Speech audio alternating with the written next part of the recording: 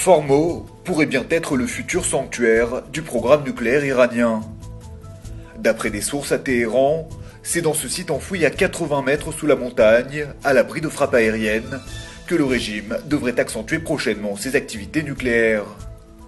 Pour preuve, des milliers de centrifugeuses y sont déjà progressivement transférées depuis la centrale de Natanz. Pour Israël, cette perspective est d'autant plus inquiétante qu'elle permettrait à l'Iran de poursuivre son programme nucléaire impunément. Voilà donc qui pourrait justifier une opération militaire préventive. Après l'échec des négociations avec l'AIEA cette semaine, cette question pourrait subitement redevenir d'actualité.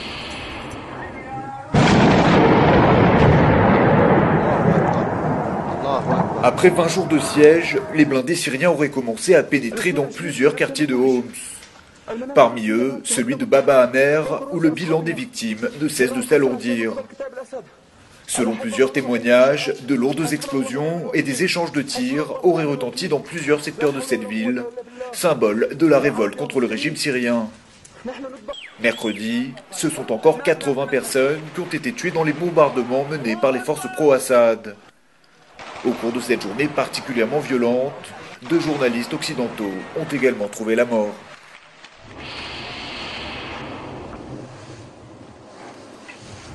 Israël sur le point de déployer son tout nouveau sous-marin de classe Dolphin.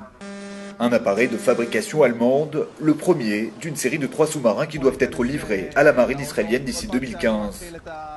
Baptisé Alligator, le nouvel engin est doté d'un système de propulsion ultramoderne qui lui offre une autonomie de 50 jours en mer.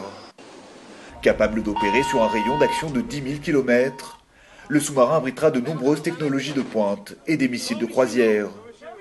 Un renfort de poids pour la marine de Tsahal.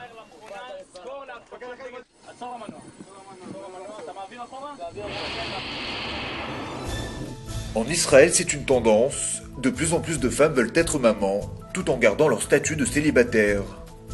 C'est ce que révèle une étude publiée jeudi par le Bureau national des statistiques. En 2000, on apprend que 4 900 femmes célibataires ont donné naissance à un enfant, alors qu'elles n'étaient que 2600 au début des années 2000.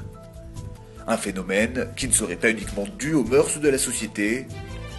L'étude évoque principalement les progrès effectués par la médecine, de même que l'accès gratuit à des traitements de fertilité.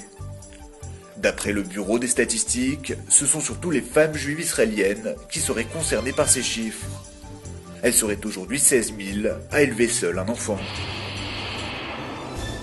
Sacrée prise pour 2 pêcheurs de Saint-Jean d'Acre dans le nord d'Israël. Contre toute attente, c'est un requin de 5 mètres de long qui a mordu à leur hameçon. Le mastodonte de 500 kg a été immédiatement pris en photo par un journaliste avant d'être livré aux autorités de protection de la nature. D'après les pêcheurs de la région, un tel prédateur n'avait pas fait son apparition dans le secteur depuis une 50aine d'années. En pleine saison hivernale, il se pourrait en fait que les requins soient attirés par la chaleur que dégagent les centrales électriques d'Ashkelon et de Hadera, toutes deux situées en bord de mer.